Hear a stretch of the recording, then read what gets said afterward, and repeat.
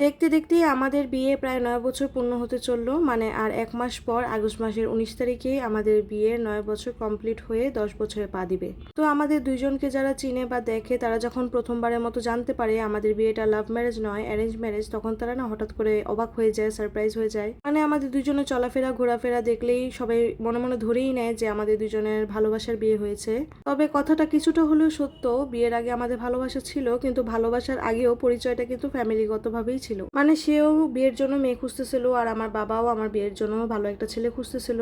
তো আমার হাজবেন্ড যে অফিসে চাকরি করতো, আমার আব্বুর বন্ধুও সেম অফিসেই চাকরি করতো। তো আমার বাবা তার বন্ধুর কাছ থেকেই জানতে পারে যে তাদের অফিসে একটা ছেলে আছে যে বিয়ের জন্য মেয়ে খুঁজতেছে। আমার বাবা তার বন্ধুর মাধ্যমেই আমার হাজবেন্ডকে প্রস্তাব দেয়। তো আমার হাজবেন্ড আমার সম্পর্কে জানার পর সে ভাবলো যে না, আসলে মেয়েটাকে একবারের জন্য হলেও দেখে আসি। তারপর সে তার ২ জন বন্ধুকে নিয়ে আমাকে দেখতে আসে। তো প্রথম দেখার পর সে কিছুটা কনফিউজড ছিল, কারণ সে যেহেতু ফ্যামিলি ছাড়া আমাকে দেখতে আসছে, তার ফ্যামিলি ব্যাপারটা কিভাবে নিবে সেও এই ব্যাপারটা নিয়ে খুব চিন্তায় ছিল।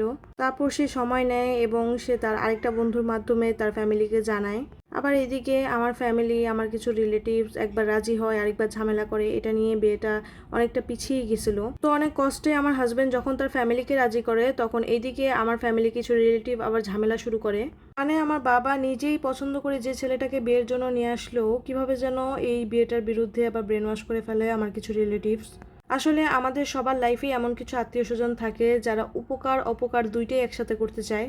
যাক, নেগেটিভ কথা এখন আর নাই বা গেলাম, কারণ যেহেতু বিয়েটা হয়ে ভালোই হয়েছে তাই পজিটিভ কথাগুলোই সবাইকে জানাই। তো এইদিকে আমার হাজবেন্ড তার ফ্যামিলিকে রাজি করছে, আর অপরদিকে আমার বাবা ঝামেলা করতেছিল। একবার বলে যাব, আরেকবার বলে যাব না, এভাবে বিভিন্ন বার ডেট দিয়ে তাদেরকে না করে দেয়। আর অপরদিকে আমার হাজবেন্ড আমাকে দেখে যাওয়ার পর যখন এই বিয়ের কথাগুলো চলতেছিল, তখনই তার সাথে আমার ফোনে কন্ট্যাক্ট হয় এবং তার সাথে আমার কথা বলা শুরু হয়।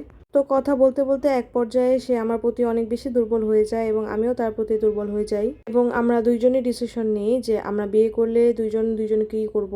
প্রথমে আমরা আমাদের ফ্যামিলিকে রাজি করার চেষ্টা করব, যদি একান্তই ফ্যামিলি কোনোভাবে রাজি না হতো তাহলে যা করার তা তো হতোই। তো অনেক ঝামেলা অনেক কিছুর পর আমার বাবা তাদের বাসায় যায় কথাবার্তা ঠিক করতে। কিন্তু আমার বাবা যাওয়ার পরও কেন যেন কথা আগাচ্ছিল না, কারণ ইচ্ছাকৃত ঝামেলা লাগায় রাখলে তো আর কথা আগাবে না, তাই না? তো যাই হোক, আমার বাবা বুঝতে পারে যে না, আমি এখানে সম্পূর্ণই রাজি, এখানেই দিতে হবে। আসলে সে কোনোভাবেই আমাকে ফিরাতে পারতেছিল না। তারপর আমার বাবা বলে যে আচ্ছা ঠিক আছে, ওর পরীক্ষা শেষ হোক, ওর সামনে এইচএসসি পরীক্ষা, এইচএসসি পরীক্ষার পর দেন হচ্ছে আমি ওর বিয়ে দিব। তো পরীক্ষার বাহানা দিয়ে আমার বাবা আমার থেকে ফোনটা নিয়ে নেয় যেন আমি পড়াশোনা নিয়ে ব্যস্ত থাকি এবং তার সাথে যোগাযোগও না হয়, এবং আস্তে আস্তে তার সাথে আমার দূরত্ব তৈরি হয়ে যায়। কিন্তু এটা এরকম কিছুই হয়নি, উল্টোটা হয়েছে। মানে আমার হাজব্যান্ড লুকিয়ে এসে আমাকে আরেকটা ফোন দিয়ে যায়। তো সেই ফোন দিয়ে আমরা কথা বলতাম, যোগাযোগ রাখতাম, আর আমার পরীক্ষা শেষে সে আমার সাথে দেখা করতেও যেত। আবার প্রত্যেকদিন ভোরবেলা ফজর ওয়াক্তে যখন আমি নামাজ পড়তে উঠতাম, তখন সে দেখা করার জন্য আমাদের বাসার সামনে আসতো।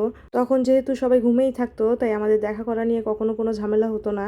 তো এভাবেই আমার পরীক্ষাটা শেষ হয়, এবং পরীক্ষা শেষ হওয়ার পর আমি যখন বলি যে এখন তো পরীক্ষা শেষ হয়েছে, ওর ফ্যামিলি থেকে জানতে চাইতেছে তোমরা কখন যাবা, তখন তারা অনেকভাবে চেষ্টা করে, মানে আমার ফ্যামিলির মানুষ, আমার বাবা, ওনারা অনেকভাবে চেষ্টা করে আমাকে বুঝাইতে যে আমি ছেলের কাছে বিয়ে করলে কখনোই হ্যাপি থাকতে পারবো না, তার ইনকাম কম এবং সে ফ্যামিলিগতভাবে অনেক বেশি দুর্বল, এই জন্য আমি নাকি তার সাথে সুখী হতে পারবো না। এরকম অনেকগুলো কারণ আমাকে দেখানো হয়েছিল, কিন্তু আমার কথা ছিল একটাই যে না, আমি বিয়ে করলে এখানেই করব।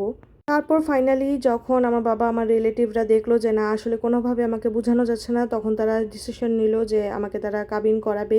তারা ভাবছিল যে কাবিন করার কিছুদিন পর আমার সাথে তার সম্পর্ক নষ্ট হয়ে যাবে বা আমাদের ডিভোর্স হয়ে যাবে। কিন্তু আলহামদুলিল্লাহ তেমন কিছুই হয়নি। আলহামদুলিল্লাহ আমাদের দুইটা রাজপুত্রের মতো সন্তান হয়েছে এবং আমরা মাশাআল্লাহ অনেক বেশি হ্যাপি আছি আমাদের সংসার নিয়ে। আমাদের এই সংসার জীবনে অনেক বেশি আপস অ্যান্ড ডাউনস হয়েছে, অনেক বেশি ঝামেলা হয়েছে, অনেক বেশি ঝগড়া হয়েছে, অনেকে অনেকভাবে চেষ্টা করছে আমাদের সংসারের ক্ষতি করার, আমাদের সম্পর্ক নষ্ট করার। কিন্তু একটা কথা কি জানেন, আল্লাহর দুনিয়ায় মানুষ চালিত হবে না, আল্লাহ যেটা চায় সেটাই হবে।